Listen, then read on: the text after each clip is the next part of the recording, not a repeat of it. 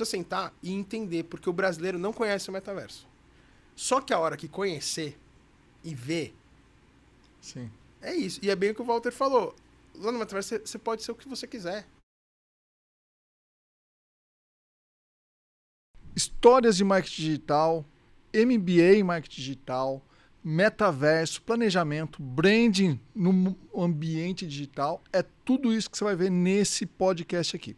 Meu nome é José Rubens, eu sou o CEO da Guias, que é a maior rede de agências digitais do Brasil, e eu tô com figuraça muito bacana aqui, mas antes de falar dele, já vou pedir para você dar uma olhada, ver se está inscrito nesse canal, deixa seu like, deixa seu comentário, sua pergunta, a gente vai responder. E aí, Felipe Moraes, tudo bem, meu querido? Tudo ótimo, né? Obrigado aí pelo convite. Ó, 2 dinossauros do marketing digital aqui. Verdade. Felipe, conta um pouco da história, deixa o pessoal conhecer. Você é um grande profissional de marketing, palestrante e também escritor. Então, só dando um overview na sua carreira, conta um pouco das histórias aí que eu quero saber. Fala bem rapidinho. Dinossauro, né? Eu comecei no marketing digital 2001, né? Meu primeiro estágio já foi em agência que desenvolvia sites. E aí eu fazia texto para o site, texto para os banners, tratava foto. 2000 é o que a gente tinha. E aí eu me apaixonei pelo digital, acabei a faculdade em 2003, 2004 eu já entrei, acabei a faculdade em novembro de 2003, em fevereiro de 2004 eu já estava numa pós-graduação de planejamento de comunicação, porque na faculdade eu entrei para ser redator publicitário, criativo, como todo mundo, mas me apaixonei pelo planejamento no último ano. Sim. E aí depois eu fiz o Bootcamp em 2006, depois eu fiz um curso na GV, eu fiz o iGroup, então eu fiz vários cursos de planejamento para me especializar. Aí passei por grandes agências, né, o Gama, Grupo TV1, passei pela Publicis, fui aprendendo bastante nessas agências, né, mas acabei optando minha carreira em focar mais em agências menores. Agência grande é legal, se aprende, mas é muita pressão e é muita... Como posso dizer assim, é muita competição. Sim. Muita competição e eu não tenho estômago para essa politicagem.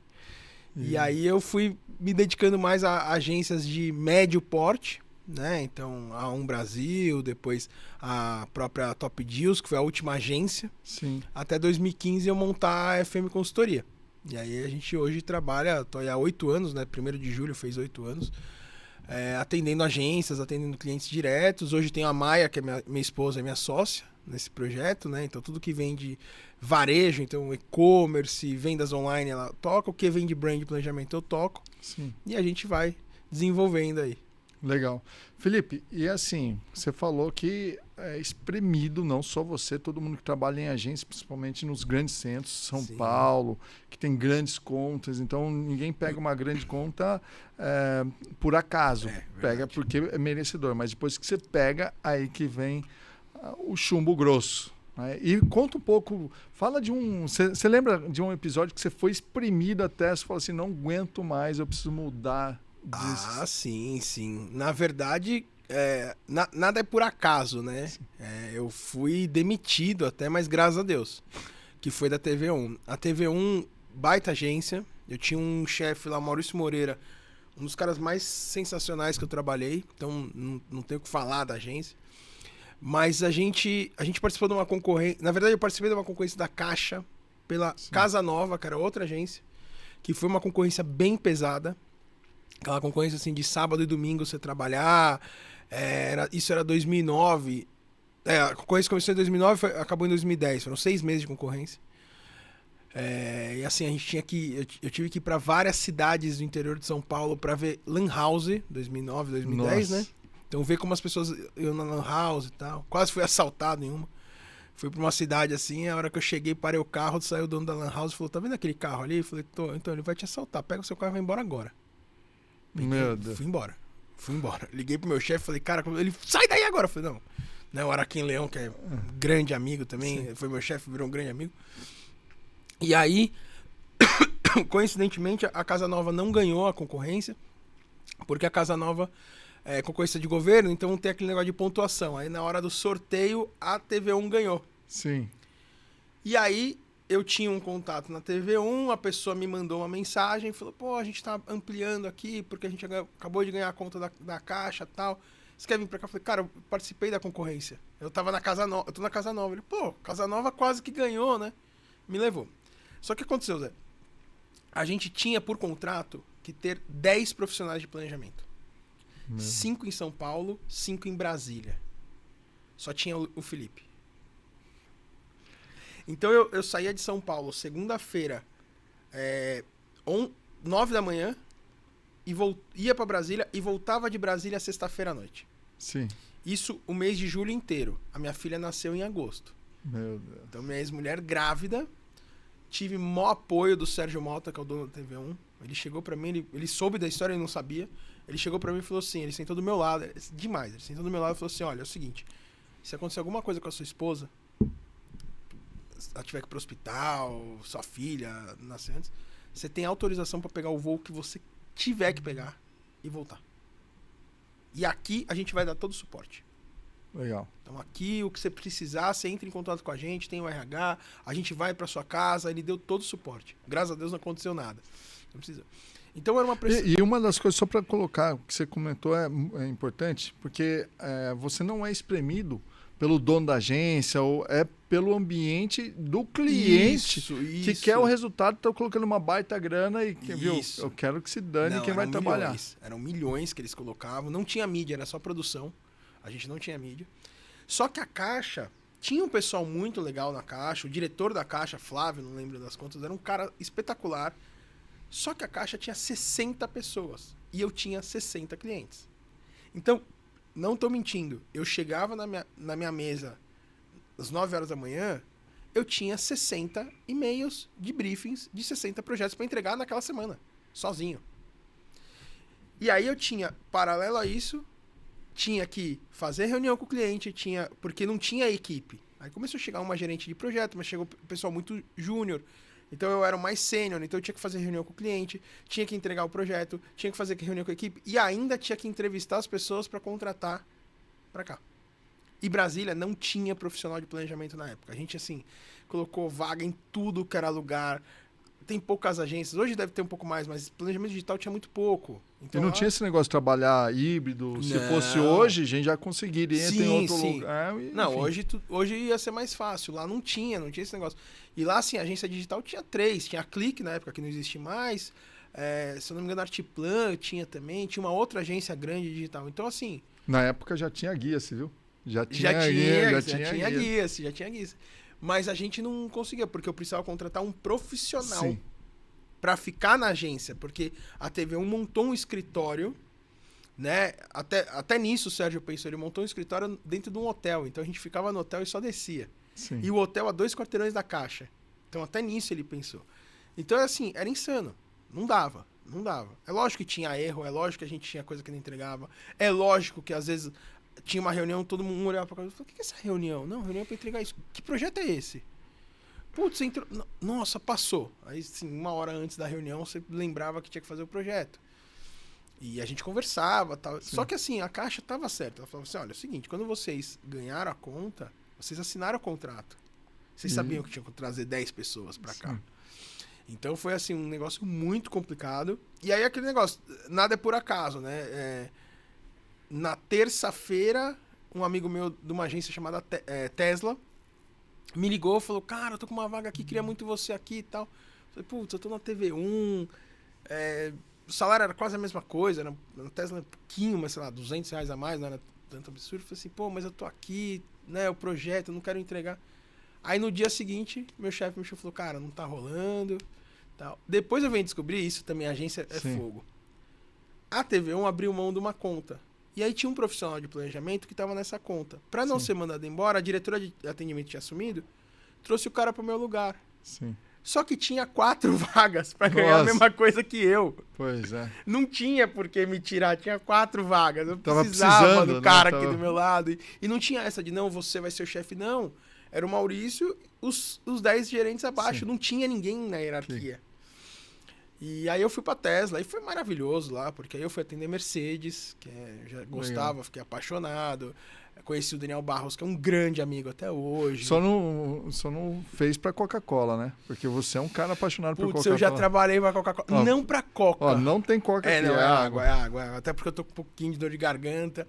É água. Mas eu já trabalhei pra Coca-Cola, não especificamente pra Coca, pro Energético Burn. Sim.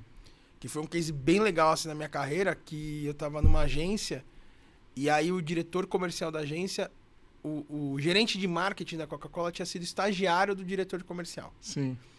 E aí ele ligou e falou, pô, dá uma oportunidade. Ele falou, tá bom. Aí eles foram pro Rio, fizeram uma reunião, o cara falou, tá aqui, Energético Burn é uma conta que eu não tenho agência. Pintou um projeto e eu contrato alguém. Top. E aí, isso que é importante do planejamento, você ter tempo. E aí, quando voltou, o dono da agência sentou comigo, o Cláudio, com o Paulo, que era o diretor comercial, e virou e falou assim, olha, é o seguinte, a gente tem que ganhar essa conta, você tem uma semana, você não vai fazer nada. O que você tem pra fazer? Porque eu era planejamento e mídia na agência. Sim. Né? Aí eu falei o que tinha, ele falou, não, então tá bom. Aí passou pra uma outra pessoa, falou, essa uma semana você vai chegar aqui às 9 da manhã, sair 7, 8 horas da noite, você só vai fazer isso. E aí a gente fez um baita no planejamento, peguei, o pessoal de criação participou e tal, e levamos lá pro Burn, saiu de lá com a conta. Oi, que legal. E nem fui eu que apresentei, foi o diretor comercial. A hora que ele apresentou, e ficou tão legal esse projeto que 4 anos mais tarde, esse gerente de marketing foi para uma empresa de PR, coincidentemente abriu uma vaga, mandei meu currículo, eu não sabia que era ele, e aí ele me chamou para conversar. E aí eu fui conversar e ele falou assim, você era da agência tal? Eu falei, era. Você que fez o Burn, né? Eu falei, foi. Eu falei, então, por isso que eu te trouxe para cá. Pois é, lá. Aí não deu certo porque tava tudo certo, a gente fez a entrevista, ele falou, não, é você e tal. Só que aí chegou na hora da contratação, a empresa falou assim, então, a verba que eu tinha para essa contratação caiu pela metade, aí não vale a pena. Mas uma coisa que eu acho que você citou, que eu acho que a gente sempre leva, em qualquer segmento, mas no marketing é que eu vivo nisso, as sementes que você planta, boas, elas vão dar bons frutos, às vezes não naquele lugar, em outro lugar, mas você vai plantando coisa boa e você vai ser recompensado por isso, né, Felipe? Então acho que é uma coisa boa. E vamos começar a falar de MBA, porque você também nessa história começou a trabalhar como professor de MBA, sim. E coordenador de MBA, enfim, conta um pouco como foi sua história no eu sempre quis dar aula, depois que eu fiz pós-graduação, na pós você tem uma aula para dar aula, né? Sim. E aí eu dei essa aula e o pessoal adorou, porque eu fiz um comparativo, eu sou São Paulino doente, aí eu fiz um comparativo do São Paulo com o Real Madrid. Aliás, a gente tá prestes a talvez ter um título inédito de São Paulo. Vamos ver, você também. Vamos. Domingo a gente ganha. Os meus amigos flamenguistas estão falando pra mim que a gente vai ganhar. Os caras me ligam e falam, não, fica tranquilo que vocês vão ganhar. Então, tranquilo. E aí eu fiz um comparativo que eu peguei o time do Real Madrid e o time do São Paulo, como se eles fossem jogar e qual seria a estratégia de jogo. Então, como que o forte do Real Madrid bateria com o forte do São Paulo e tal. Montei uma aula de meia hora e o pessoal adorou. E aí acabou a aula, o meu professor chamou e falou, cara, você tem muito talento pra dar aula, você tem que dar aula. E aí eu comecei a ligar pra FMU, onde eu tinha me formado, na mesma metodista a gente tava fazendo pós, e nunca dava. Daí, 3 anos depois, eu fui dar uma entrevista pra um amigo meu, que ficou muito amigo, né, que é o Marcelo Trevisani, que ele tava fazendo o TCC dele.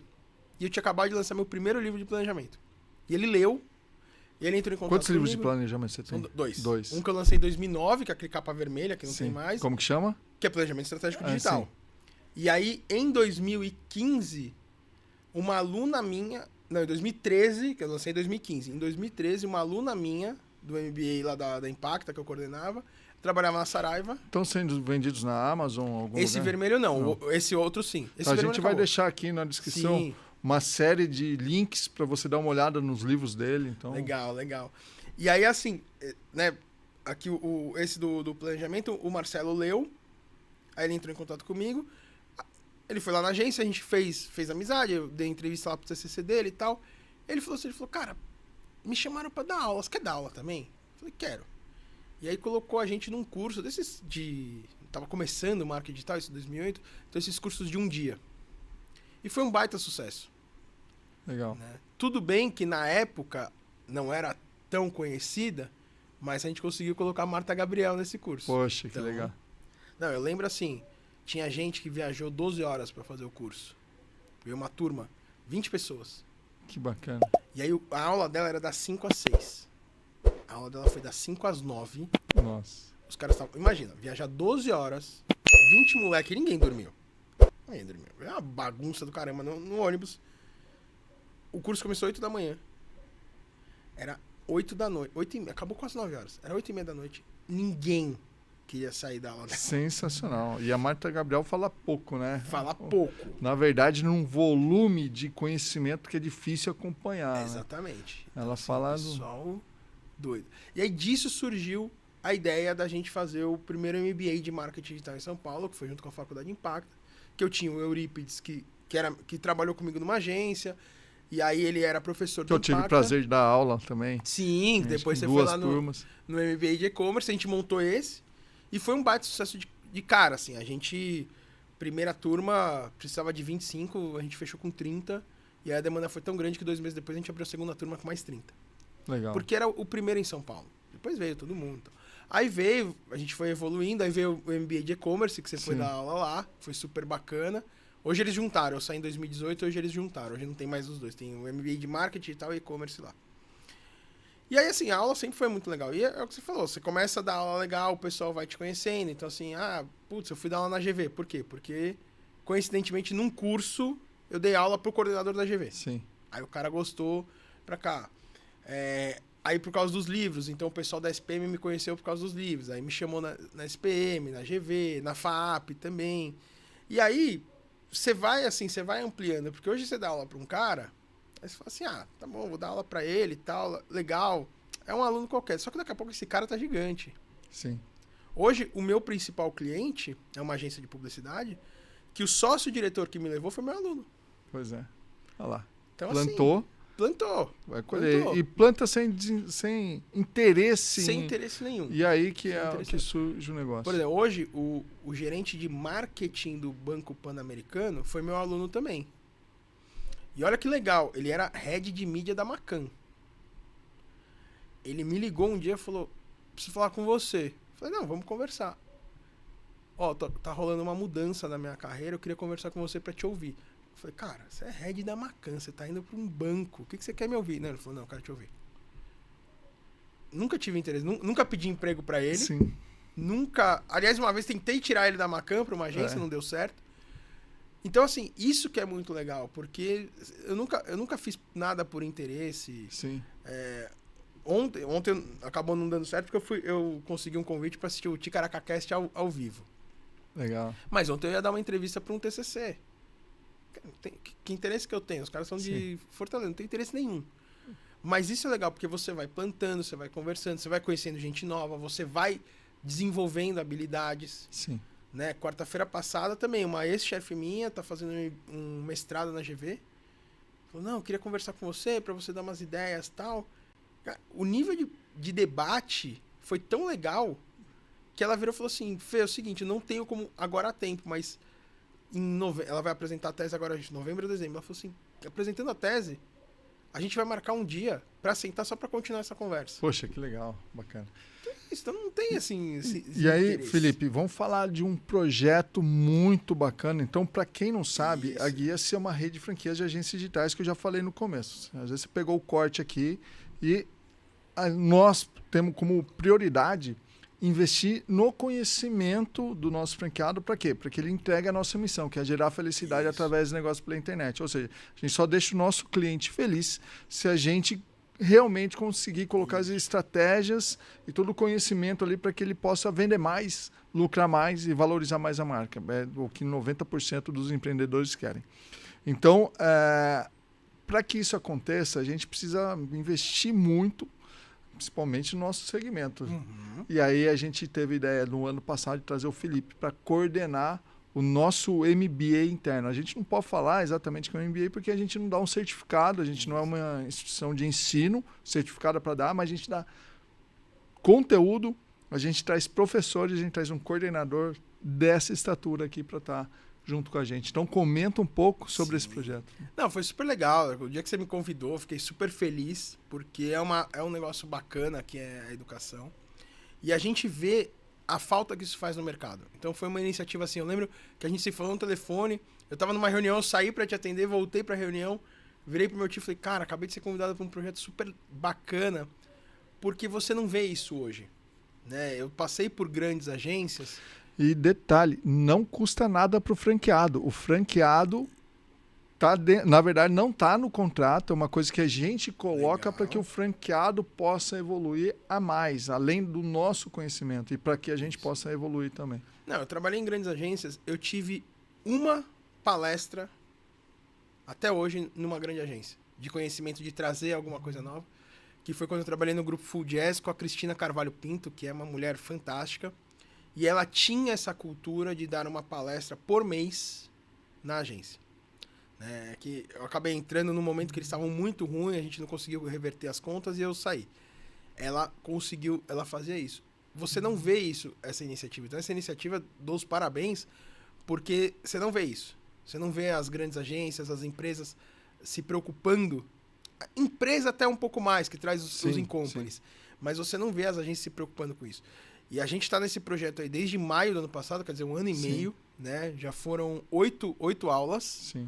Né? Só para o pessoal saber, a gente tem módulos. São módulos, né? Então a gente tem 4 terças-feiras, folga 15, 4 e tal. Sim. E aí o ano passado também a gente parou um pouco mais cedo, porque teve Copa do Mundo, teve Black Friday. E aí, né, todo final a gente faz aquele relatório e assim, as maiores notas são 10. Então você pega assim, a gente avalia tudo, o pessoal saber. Então acaba o curso, a gente manda um questionário com 15 perguntas, então assim, gostou do professor, gostou do tema, isso vai te ajudar no seu dia a dia, que tema você quer. E é muito legal que a gente vê só nota 10. Então, assim, os professores 9, assim, isso pego aqui agora, se quiserem, eu abro aqui o relatório que a gente fez. Os professores, todos, nota 9 e 10, sendo que a nota 10 é maior. Então, assim, na média, 90% dos professores tiram nota entre 9 e 10, sendo que 10 é maior. Sim. O conteúdo do curso sempre 9 e 10. Então, todas as notas sempre nota 10 é maior. E o que é legal é quando a gente começa a ler os depoimentos. Sim. Porque são anônimos, né? As pessoas não... Então, os depoimentos, assim... É engraçado porque tem, assim... Cite 3 pontos fortes do curso e 3 pontos fracos. 3 pontos fracos do curso. 80% das respostas. Pouco tempo. Pena que acabou. Esse é o ponto fraco do curso. Não tenho dúvida. E uma coisa legal também que a gente fez esse ano, que eu achei bem legal, que assim, a última pergunta é, que temas que você quer pro ano que vem? Sim. E aí, essa semana, né, a gente acabou a semana passada, então eu fui fazer o relatório e eu fui ver o que foi legal. 80% do que os alunos pediram o ano passado, a gente entregou esse ano. Poxa, legal. Em termos de conteúdo, porque aí a gente somou conteúdos e tudo mais, né? Então é isso, a gente traz profissionais muito qualificados. Então a gente trouxe, assim, diretor de agência, gerente da Natura, que acabou de ir pro Grupo Ipiranga. A gente treina com isso o nosso time interno de capacitação e suporte dos próprios franqueados. Então eu não treino só franqueado. E um ponto que eu acho que é bem interessante, Felipe, isso ele está muito claro para mim que essa é uma missão nossa da rede inteira, dos franqueados, de todo mundo que atua, de compromisso com o cliente. Sim. Porque, por exemplo, o que acontece? Você tem, eu acho que é muito bom no Brasil ter as urgências, porque isso supre uma demanda de trabalho que muitas agências não conseguiriam atender. Porém, o nosso franqueado ele tem um custo de urgência com um baita conhecimento e suporte. E que o cliente ali na ponta, ele está colocando no negócio dele, e às vezes que chega até nós, ele colocou a vida inteira do negócio dele. Isso. E ele tem, às vezes, a gente trabalha com verbas gigantescas, mas ele tem uma verba, você colocar lá R$2.000 por ano para salvar o negócio dele.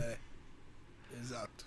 E se ele contratar errado, ele quebra, ele joga o dinheiro dele fora. E é por isso que a gente traz essa missão de poder gerar felicidade. Para isso, precisa ter conhecimento, precisa ter compromisso, precisa ter suporte, precisa ter um monte de coisa.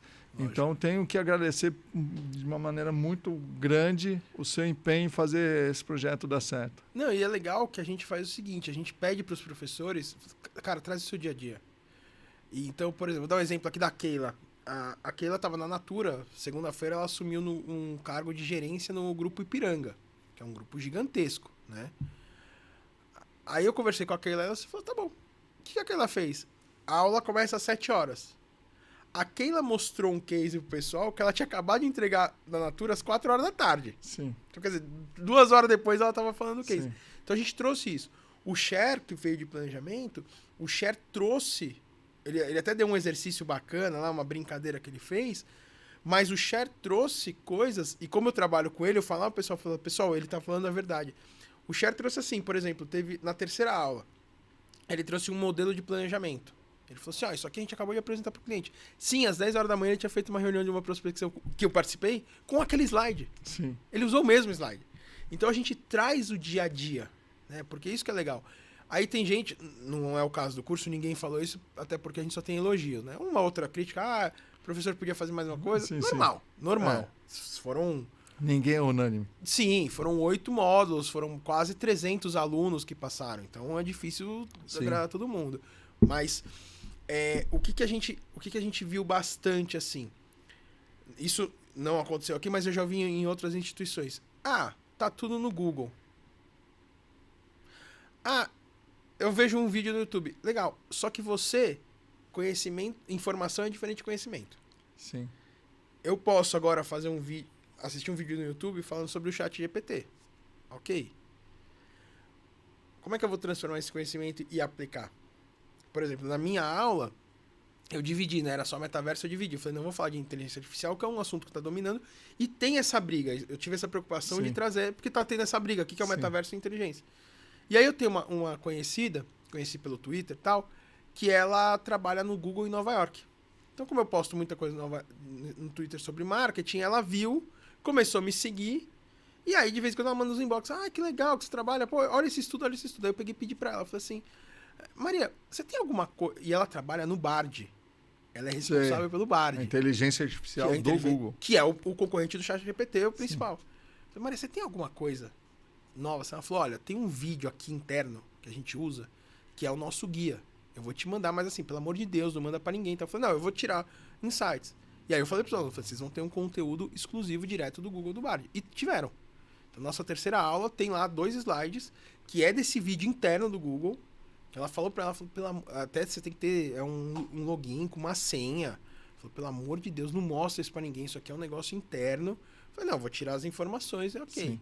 Então a gente teve sempre essa preocupação de trazer. O problema é que quando você tem essa aula, tá tudo disponível. Mas quando você tem essa aula, é o momento em que você senta pra refletir, pra estudar, pra se preocupar com aquilo. Cara, eu vi no Web Summit, tinha a head de inteligência artificial do Google, obviamente, ela dando a palestra dela lá, acho que as palestras maiores tem 40 minutos, 50 minutos, chegou num 3/4 da palestra e falou assim, até agora eu não tinha feito nada. Toda a palestra até agora foi construída a partir do briefing que eles passaram através da inteligência artificial do Bard. E aí eu não fiz nada que seja da minha cabeça para poder colocar aqui. É impressionante, né? Não, eu falei para os alunos, eu trabalhei o ano passado para o Meio Mensagem, então eu recebo o Meio Mensagem físico em casa. E teve até uma aula que a Rosângela até deu muita risada porque eu peguei o jornal e abri assim. Ela falou, nossa, jornal e tal.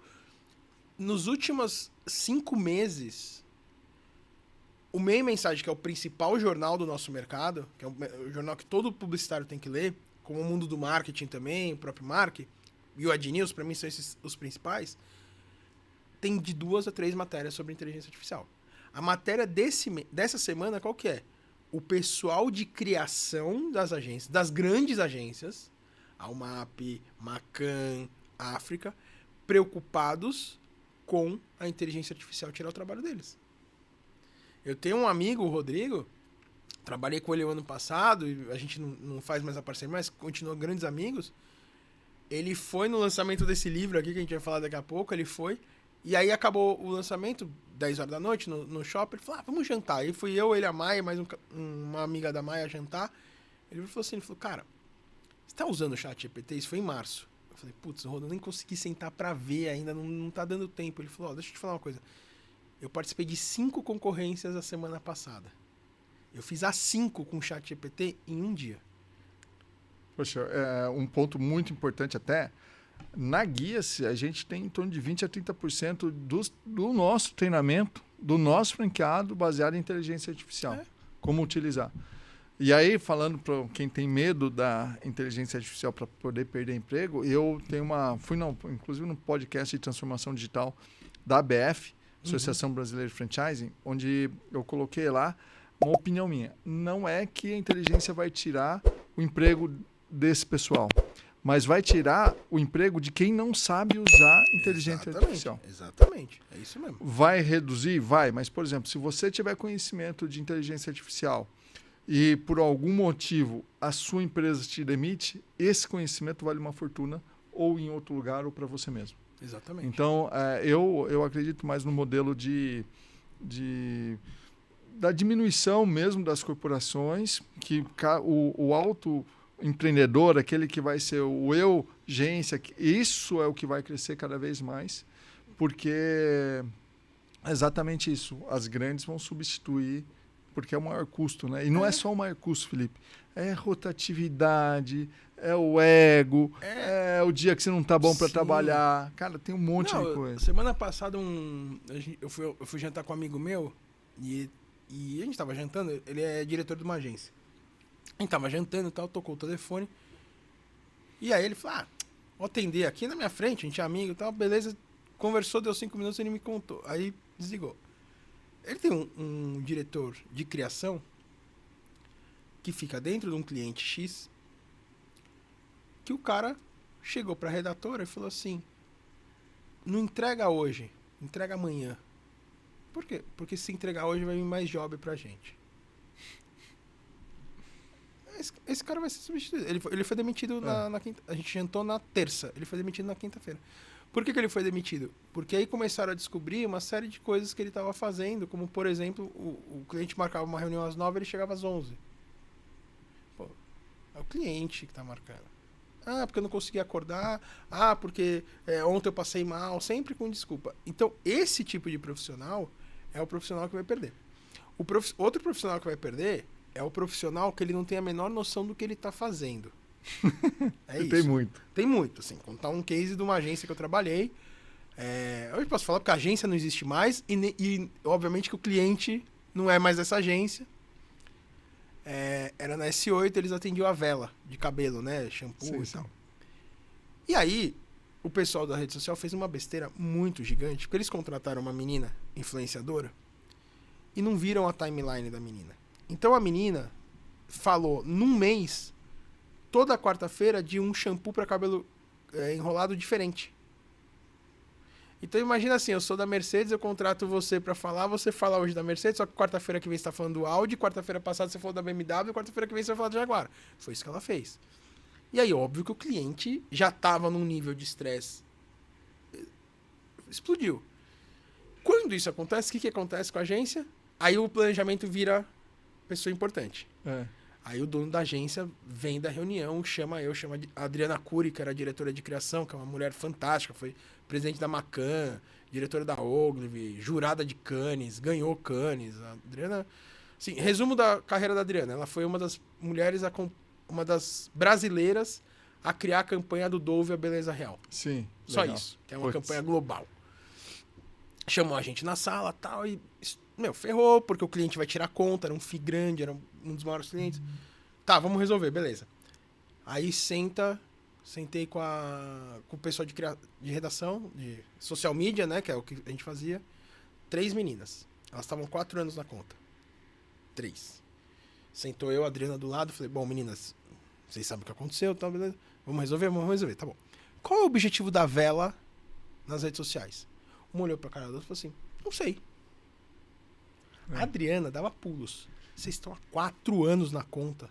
Vocês fazem isso todo o santo dia. Vocês não sabem qual é o objetivo? Não, nunca nos falaram. Tá bom, qual que é a estratégia? Não, a estratégia vem um calendário de conteúdo. Eu falei, não, isso aqui é calendário de conteúdo. Aqui você tá me mostrando que no dia 1 você vai fazer esse post, vai patrocinar, no dia 2 você vai fazer esse e tudo mais. Qual a rede que você vai usar? Então esse aqui é o Instagram. Beleza, eu quero saber a estratégia. Não, essa é a estratégia. Não, isso aqui é conteúdo. Não, isso não é estratégia? Não, não é. Pois é. Então, esse profissional vai ser substituído.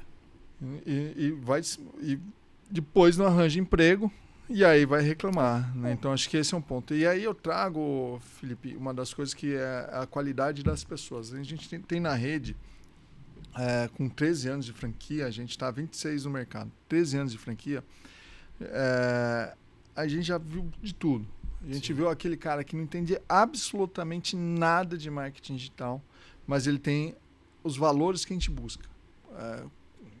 Determinação, humildade, speed de equipe, compromisso, persistência. Então, essa pessoa que tem, ela seja em qualquer posição, como colaborador, como empreendedor, ela vai se sobressair e vai conseguir ficar no mercado. Porque se ela é humilde, ela vai buscar o que é esse negócio de inteligência artificial. Sim, e tem que ser assim. E aí, não adianta, é o meu conhecimento que vai ficar, ou talvez fala assim, eu vou ficar aqui porque eles não conseguem colocar outro no meu lugar. Tem gente que pensa isso, né? Não, acho que esse é um ponto muito importante. Não tem isso. Não, assim, é o que eu sempre falo para os alunos, né? Quando às vezes você fala assim, pô, vocês têm que ler um livro.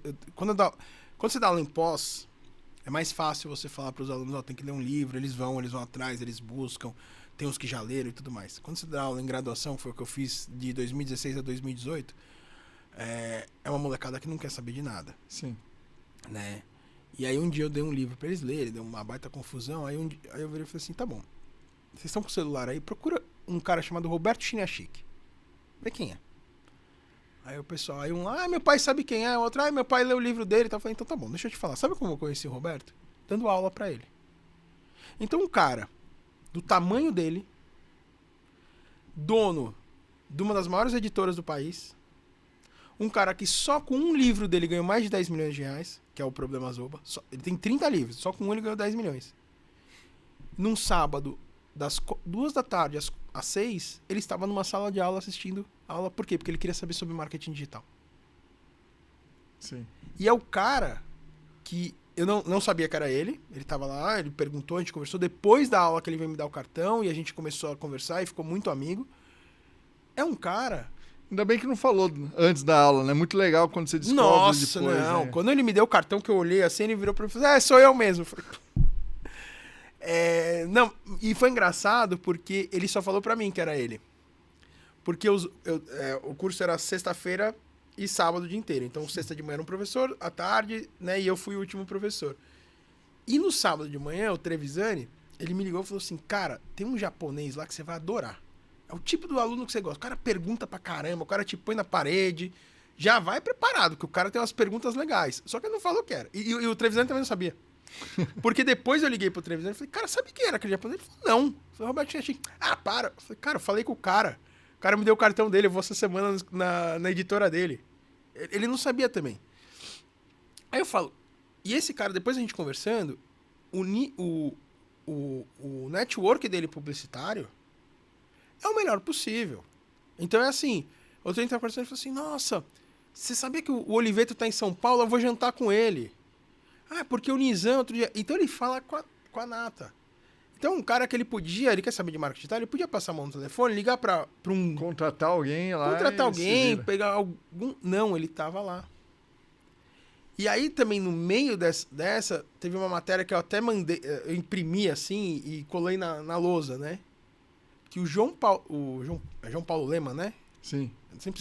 Jorge Paulo Leman tinha ido para os Estados Unidos fazer um curso de 2 meses de gestão. Falei, galera, se o cara que tem a maior cervejaria do mundo, que é o 17º cara mais rico do mundo,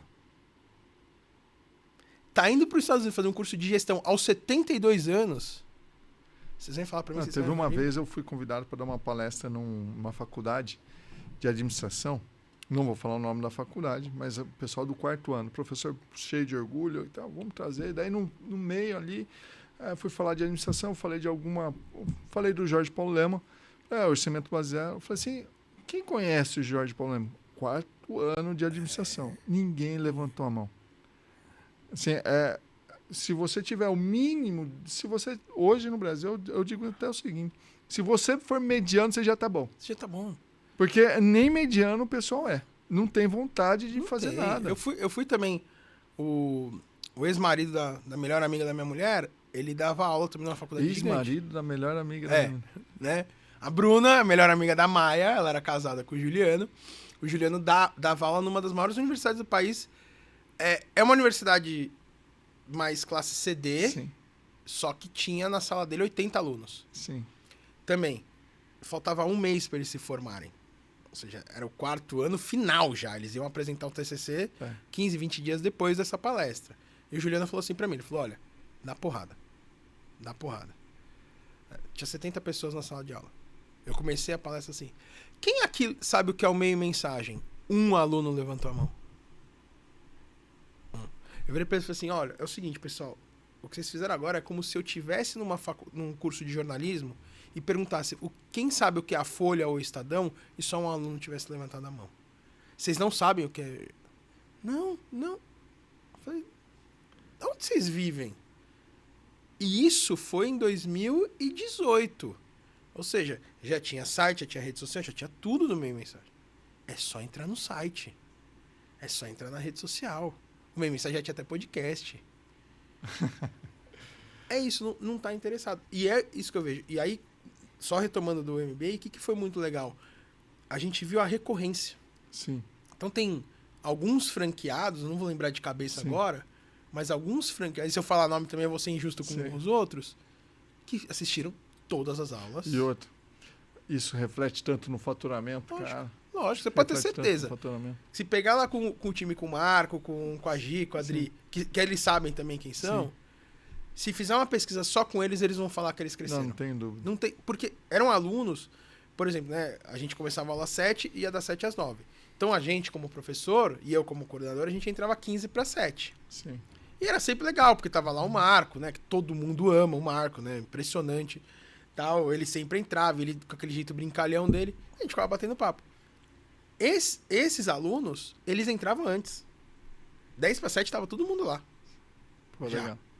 Aí começava a aula às 7h05, né? Que a gente sempre começa, né? Até brincando com o que você fala, a gente sempre começa pontualmente 5 minutos atrasados. Sim. Aí 7h15, 7h20, já a sala já estava mais lotada. Sim. Mas esse pessoal que acompanhou as 8 aulas, são as... E a gente não sabe o que eles falaram, porque a avaliação você não tem nome. Mas no curso eles falam. Acabava a aula, eles falavam. Nossa, aquela maravilhosa, putz, eu aprendi. Aí chegava na outra aula, não, peraí, deixa eu falar uma coisa. O que você falou foi demais. O que você falou sábado passado, eu apliquei. Aí o Ivan falou assim, nossa, aquela dica que você me deu, usei com o meu cliente. Pô, ganhei uma conta porque você falou um negócio que a gente está usando. Então, isso que é muito legal, esse conhecimento que é muito legal. Então, as pessoas que estão buscando, e a gente vê isso. Hoje, o meu maior cliente, né, que o Cher até, que é o meu chefe lá, o Cher é um cara que ele está consolidado na agência.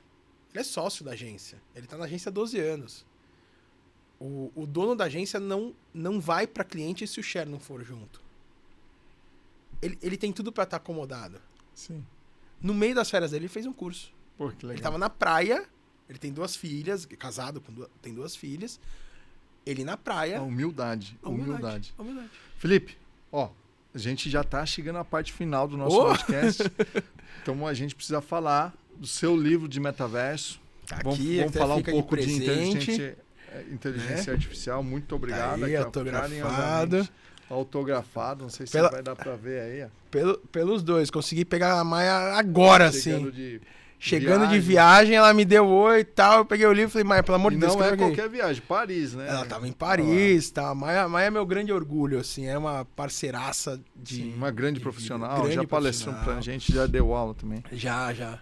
Cara, então fala um pouco como que surgiu essa ideia do metaverso. A gente tem uma pessoa dentro da Guia-se, que é a Cris. Sim, sensacional. A gente tem assim, acontece coisa nova, a gente já vai pesquisar. Não tem aquela resistência ao que será que a gente vai? Não, vamos entender e se a gente consegue levar para o nosso cliente.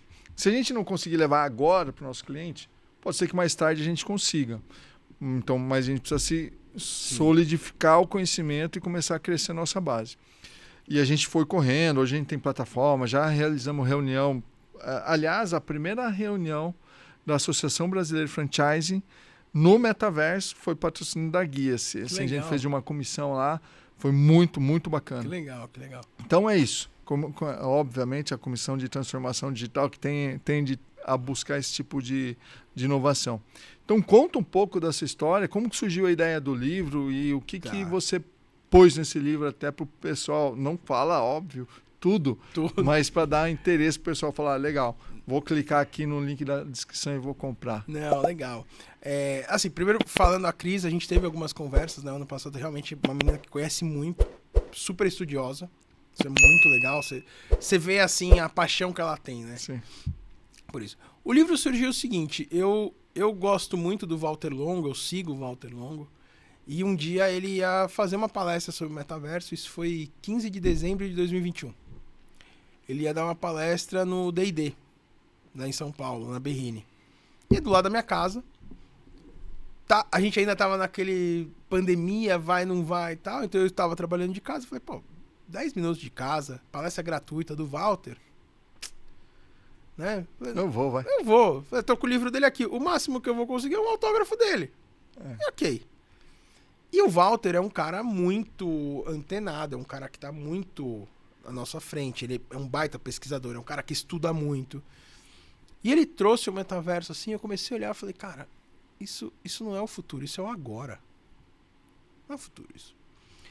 E aí eu comecei a fazer um comparativo, comecei a estudar muito, pesquisar, porque aí eu cheguei em casa da palestra, a Maia estava em casa, eu falei assim, Maia, eu vou escrever um livro sobre metaverso. É muito legal esse tema e tal. Aí ela falou assim, eu quero escrever com você. Eu falei, vambora. Porque ela já estava... A Maia é outra também, eu falo, às vezes 2 horas da manhã eu acordo assim, eu olho e falo, o que você tá fazendo? Ela tá no celular, eu acho que ela tá vendo o Instagram, ela tá estudando. Ela tá vendo matéria, ela tá lendo, ela tá... A Maia estuda pra caramba também.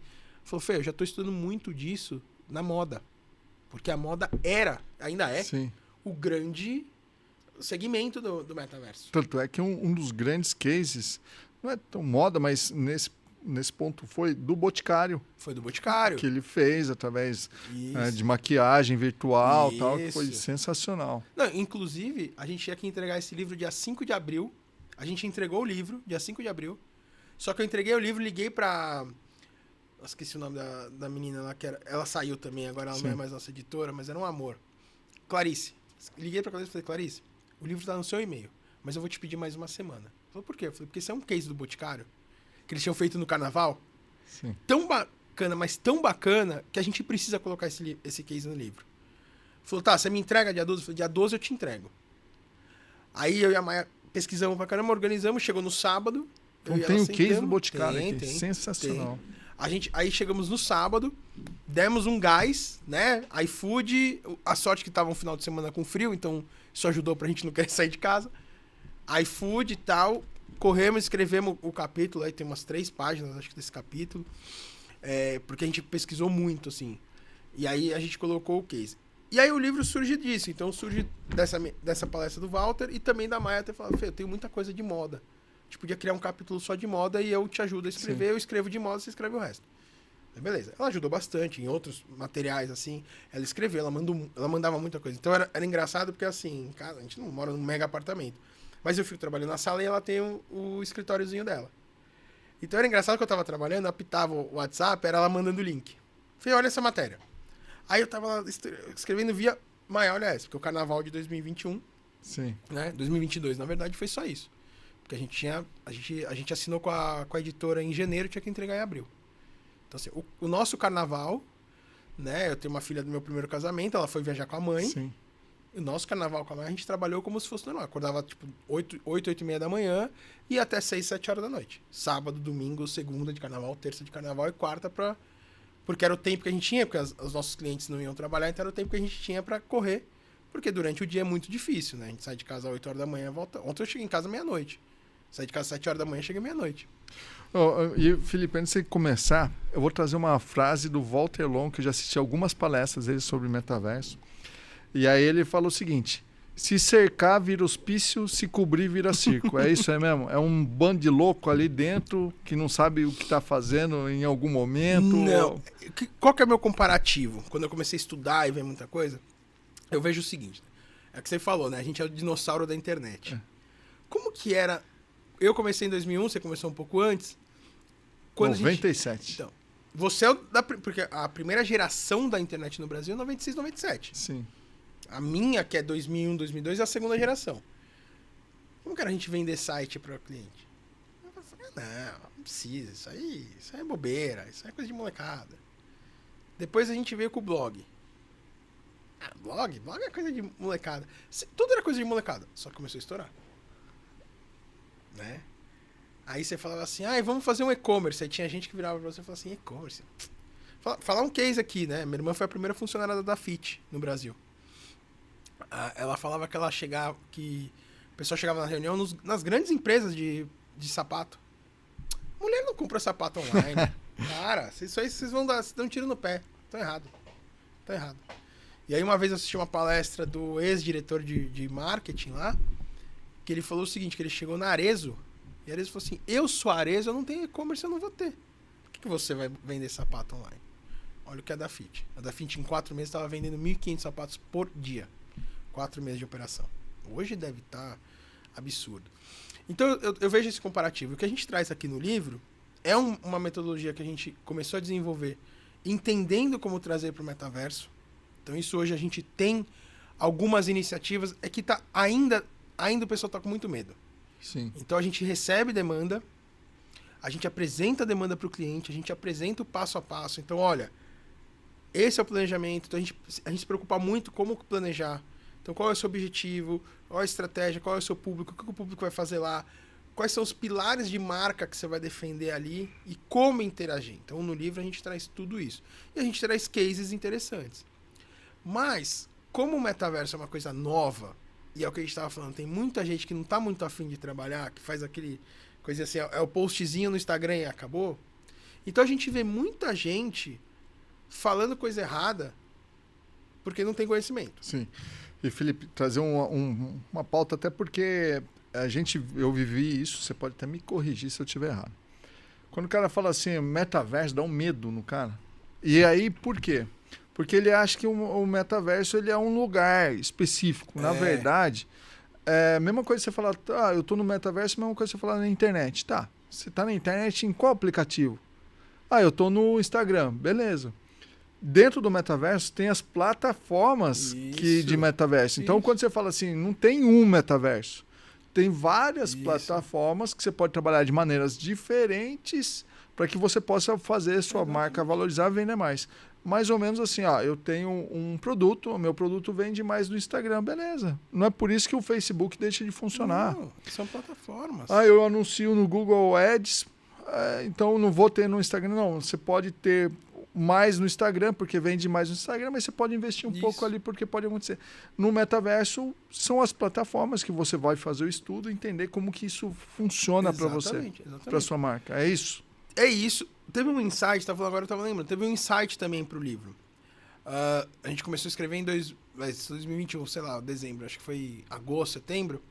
A minha filha, hoje ela está com 13 anos, ela virou para mim e para a Maia e falou assim, eu quero ser arquiteta. Só tinha uns 9 aninhos. Foi legal, por quê? Por causa do Minecraft.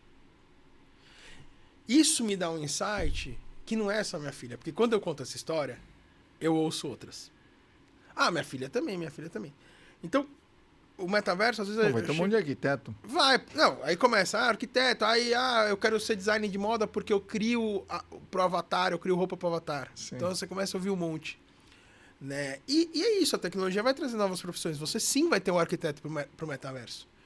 Só que no Brasil, a gente ainda tem um pouco de medo. É o que o Romeu Buzarello fala. O digital, ele é mensurável. Então dá medo. Eu posso falhar. E tá tudo mensurável. Então, assim, que tipo de coisa que eu posso fazer para mostrar para os clientes? O que eu vejo muito? A gente teve lá na Jota, a gente teve uma reunião com um grande player do agronegócio e surgiu desse player a ideia do metaverso. Na agência foi vetada. Isso é um outro problema de agência de publicidade. As agências estão muito caixinha. Muito rede social, Google, influenciador, mídia. Rede social, Google, influenciador, mídia. A inovação... Eu tava esse final de semana na palestra do pessoal da Gestão da Manhã, do Meu Sucesso, que é o Sandro Magaldi e o José Salib Neto. A palestra foram 18 horas de palestra. 16 horas se falou de inovação. Mas, Felipe, posso defender as agências agora? Pode. Porque a gente tem vários... E, assim, o que acontece? a ideia, a inovação, depende muito do dinheiro. Então aí o que acontece? Eu chego lá, a minha agência própria ela é especializada em vender franquia. Uhum. Então, quantas franquias você quer vender por mês? Eu quero vender 5 franquias. Beleza. Então, vamos lá. Vamos fazer uma continha aqui. Você, para vender 5, a gente tem uma média no franchise que é em torno de 1% de conversão se o lead for bom lead, não for lead lixo, 1% de conversão. Então, preciso gerar mais ou menos, eu preciso te gerar uns 500 leads para você vender a 5. Pode ser mais, pode ser menos, mas mais ou menos isso. A gente pega um custo médio de lead, você coloca lá um lead bom. Eu posso gerar lead mais barato, mas não vai responder telefone. Sim. Então, um lead bom, vamos chutar R$30. Então, eu vou ter que investir pelo menos R$15 mil para poder fazer com que ele tenha os 500 leads e vender as 5 unidades, se ele vender as 5 unidades, vai faturar 250, 300 mil reais só de taxa de franquias, fora o lifetime value do franqueado. E daí você fala assim, beleza. Mas não tem tudo isso de verba. Mas você não quer vender isso? Quero. Você quer vender 250, 300, valorizar a marca com novos franqueados? Eu quero. Mas então a gente precisa investir isso aqui, porque é uma lógica. E daí você fala assim, não, além disso tem o metaverso. Além disso tem... Cara, é extremamente difícil você trabalhar com o orçamento que as empresas colocam hoje para você poder fazer o negócio acontecer. E, por outro lado, a gente quer inovar e fica travado. Então, tem os dois lados. Tem aquele que você quer fazer. Aliás, a gente também fez uma proposta de metaverso. E quando você começa no negócio, obviamente, custa mais caro, porque vai demorar mais tempo para fazer. Sim. Então, a gente tem um curso, o cara falou, não, tá louco, fica muito fora. Então, assim, tem isso. A gente reparou em 2023, logo no começo do ano, veio muita demanda de metaverso pra gente. Muita. E a gente reparou isso. O pessoal, eu achei que fosse mais barato, tal. Teve um que falou assim, mas isso aí não é só um site, então ainda tem o conhecimento, falta um pouco de conhecimento.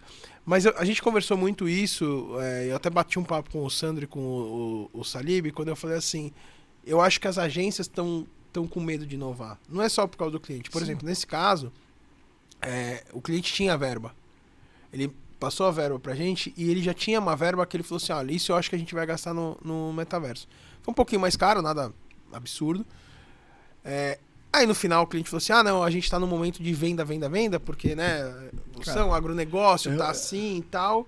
Não, eu entendi porque realmente assim, o cliente não foi aquele cara que falou assim, não é o momento agora. Ele nos deu uma explicação muito, muito plausível. Falou, olha, a gente tá num momento ruim pro agronegócio, a gente sabe que esse governo não apoia agronegócio, independente de lado político, né, mas o posicionamento dele é claro com o agronegócio. O outro apoiava mais. Então, assim, tem uma queda. Aí, você fala assim, será que o cliente está falando a verdade? Você joga um Google. E você começa a ver Estadão, CNN, Exame falando a mesma coisa que o cara falou. Então, faz sentido. Né? Mas eu vejo isso, assim, a gente bateu muito nessa tecla nessa última aula de MBA, que tá na hora das agências começarem a inovar, porque a agência é a parte criativa. Sim. Quando você é cliente, né, que nem a gente tem uma menina lá que tá saindo da J, tá indo pra cliente. Aí a gente tava conversando, ela falou assim, eu nunca fui cliente. Eu falei, eu já fiz essa migração, eu já saí de agência e fui cliente. Eu falei, e aí? Eu falei, você só vai ver números. O cliente, ele só vê números. Ele tem que ver distribuição. Eu falei assim, então dos 4 P's do Kotler, o P promoção você não vai ver. Por isso você contrata a agência. Porque os outros você tem que ver onde está vendendo mais, qual a distribuição, o que está acontecendo. É número. Tem pouco, o marketing tem um pouco do glamour criativo, que isso vem da agência. Sim. Então o marketing ele não tem tempo para inovar. E aí foi legal porque essa cliente, a gerente de marketing dessa cliente, que é sensacional, ela tinha ido no Digitox. E aí quando ela voltou do Digitox, que o Digitox, o tema do Digitox esse ano foi metaverso, que ela sentou do meu lado e sem saber de nada, ela falou assim, Felipe, nossa, a gente foi no Digitox, e eu tinha falado que o evento era muito bom. Ela falou assim, nossa, bem que você falou, a gente gostou pra caramba, metaverso, putz, que legal, começou a falar. Aquela ideia, aí eu falei do livro. Eu falei, então, eu escrevi um livro, por isso que eu trouxe tal. Então, assim, a gente tá vendo o cliente, ele tá um pouco mais interessado, mas ele não tem o tempo. E a agência, é assim, a gente trabalha com referência o dia inteiro. quando eu tava na Tesla, o Daniel Barros era o diretor de criação. O Daniel Barros a gente ficou muito amigo. Muito mesmo. Que é um cara muito legal. Sim. E a gente sentava lado a lado. E o Dani passava o dia inteiro vendo o site, vendo o YouTube. Ele era o diretor de criação. Ele tinha 25 pessoas abaixo dele. E eu tirava muito sarro da cara dele. Eu falava assim, cara, você passa o dia inteiro no YouTube. O que você vem trabalhar? E ele falava, o dia que você for diretor, você... Porque ele é um tirador de sarro, sensacional. O dia que você for diretor, você fica assim. Só que, chegava numa reunião na Mercedes, que era o nosso maior cliente. Vamos fazer uma campanha. Ele vinha com umas 12 referências de campanha da Mercedes que a Mercedes não sabia. Porque era a campanha do Vietnã. Essa eu lembro de cara. Se ele falou assim, vocês viram a campanha que eu fiz no Vietnã? Não. Peraí que eu vou mostrar. Ele abriu o computador, conectou aqui. Ó. Olha isso aqui. A campanha é maravilhosa. O pessoal da Mercedes não sabe porque os caras não tem tempo de ver isso. Tem que ver quanto tá vendendo e tal. Então a agência tem que trazer mais isso. Tem que trazer essa provocação. E eu posso te garantir, o cliente até tenta. Mas quando ele começa a ver, ele fala assim, não, eu vou fazer o seguinte, eu vou colocar 80% no branding e vou colocar 20% para vender. A gente termina a conversa, coloca 10% no branding e 90% para vender. Tem isso, tem esse medo. E também tem muito assim, tem muito essas ondas, né, que o marketing surfa. Então era o brand content, aí virou storytelling, agora é o brand performance. A gente tem que tomar um pouco de cuidado com isso, porque por exemplo, storytelling é legal pra caramba, mas é uma coisa que os homens da caverna faziam, não é uma novidade. Então alguém chega, pega uma ideia, dá um nome bonito, divulga essa ideia e o pessoal vai muito atrás. Só que hoje eu tô numa outra linha de, né, juntando essa parte estratégica de marca, de comunicação e marca, que é o que eu trabalho hoje, né, com planejamento e branding. Há uns 2 anos atrás, o Airbnb quebrou as pernas do mundo quando eles falaram que eles não iam fazer mais Google AdWords. Eles iam fazer só SEO. E cresceu muito. E aí tem um amigo meu que é dono de uma agência de SEO e ele mandou e ele posta muita coisa legal e ele postou um slide que ele estava mostrando as empresas que estão trabalhando um tripé, que é SEO, conteúdo e PR. E que elas estão ganhando mais dinheiro e crescendo mais. Por quê? Porque a mídia do Google, lógico que é importante, quem sou eu para falar alguma coisa contra o Google, mas a mídia é assim, eu vou entrar lá no Google, eu pesquiso e eu vejo um anúncio. O SEO, o PR e o conteúdo, eu vou ler sobre aquilo. Eu estou mais interessado. Então o lead, ele é menor, mas ele é mais qualificado. Não, sem dúvida. Felipe, estamos chegando no final. Então, primeiro, você que está aí acompanhando até agora, tem que deixar seu like, tem que se inscrever, deixa seu comentário, enfim. É isso aí. Os dados das redes sociais do Felipe aqui também estão aqui embaixo e não deixa de pesquisar e comprar esse livro, né, Felipe? Tá legal pra caramba. Ele não é um livro caro, tá, pessoal? Ele tá aí na faixa de uns R$40. Sim. Ele tá nas principais livrarias online. A Amazon é sempre a melhor, né? A Amazon sempre é mais barata e é a que entrega mais rápido. Só o case do Boticário já vale o livro. Já. Não, a gente colocou muito case legal, a gente colocou case de fora, a gente colocou case aqui no Brasil. Eu me preocupo muito assim, de falar, olha, quando a gente pensa, né, nas aulas, nas palestras e no livro a gente traz isso aqui, não adianta a gente ficar falando, porque a Apple fez não sei o quê, porque a Coca-Cola não fez o quê, porque não é a grande realidade. Né? O meu público, que é aluno, por exemplo, se você é o diretor de uma grande agência, é difícil você ir para um MBA, você não tem nem tempo para isso. Sim. Então a gente pega das grandes agências o pessoal mais gerente para baixo, que está começando a carreira e vai crescer, e também as pequenas agências, os pequenos e médios agências e clientes. Então, assim, eu nunca dei aula para o diretor da Nestlé, mas cansei de dar aula para diretor de empresas menores, que faturam 1, 2 milhões. Então, assim, a gente tenta trazer essa realidade. E nesse livro a gente trouxe muita coisa do Brasil. Então, assim, o metaverso hoje tem aí aproximadamente uns 8 milhões de pessoas. Isso eu sei porque, para esse case que eu falei agora, a gente levantou faz um mês os números. Mas uns 8 milhões de brasileiros que já estão no metaverso no Brasil. Mas 210 milhões para 8 é muito pouco. Isso hoje. Vai crescer exponencialmente. A internet, em 2007, eu lembro, até outro dia eu estava vendo uns planejamentos antigos, eu peguei o do Burn. E aí eu estava dando uma olhada nos números. A internet, em 2007, tinha 30 milhões de pessoas no Brasil. Hoje tem 150. Pois é. Então o metaverso... O celular fez muito isso. O celular hoje tem 1.8 celular por pessoa no Brasil.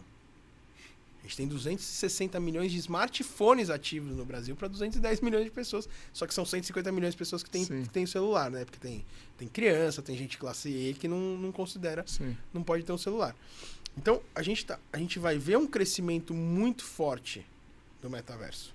Sim. Inclusive, ontem eu estava lá no Ticaraca Cast exatamente porque eu mandei um livro para eles, eles gostaram, e eu estava conversando com o Carioca falou assim, cara, a gente precisa sentar e entender, porque o brasileiro não conhece o metaverso. Só que a hora que conhecer e ver, sim, é isso. E é bem o que o Walter falou. Lá no metaverso você pode ser o que você quiser. Certo. E o que a gente é nas redes sociais? O Walter fala muito isso que eu achei sensacional. O que a gente é no Instagram? Ninguém é triste no Instagram. Pois é. Alguém é infeliz no emprego no LinkedIn? Não é. Facebook todo mundo é especialista em tudo. O metaverso é isso. Se fala muito do Second Life, né? Eu tava conversando bastante lá com o Carioca sobre o Second Life, porque o Second Life, o pessoal, mas o metaverso do Second Life flopou. Não, o Second Life flopou porque não tinha tecnologia para isso. Não tinha nada. Você tinha que baixar um aplicativo, o pessoal tinha medo de vírus, era muito raro ter os antivírus que a gente tem hoje, então era muito fácil você pegar vírus. A máquina, eu lembro, eu tava numa agência, a gente tava fazendo um projeto para Petrobras. Nossa, para eu andar daqui ali, o meu bonequinho demorava 10 minutos. E eu tava na agência, que tinha internet boa, computador bom. Hoje é diferente, hoje você mexe por aqui, hoje o pessoal brinca aqui. Então, evoluiu muito. Então não dá pra gente comparar com o Second Life. O Second Life foi uma primeira experiência, ok, beleza. Só que era outro momento. O Second Life hoje, eu nem sei, eles estavam para lançar, né? Eles foram lá no NRF e falaram de lançar.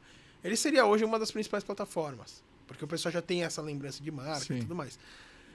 Não sei se vai sair. Mas se a gente começar agora, é o que o Romeu fala, né? Você sai na frente, você vai ganhar. Sim. Então, vai entender mais. Agora, você já começa a entender e tal. Porque essa molecada que tá vindo aí, geração Z, que hoje tá todas as marcas olhando para essa geração Z, essa geração Z, ela já tá no metaverso. Ela já tá interagindo digital.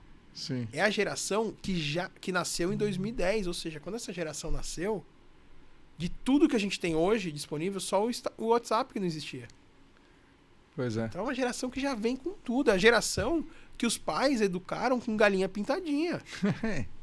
Eu me incluo nisso. Eu também, eu me incluo. A Fê fez 13 anos agora, a Fê é de 2010. Então, assim, essa molecada.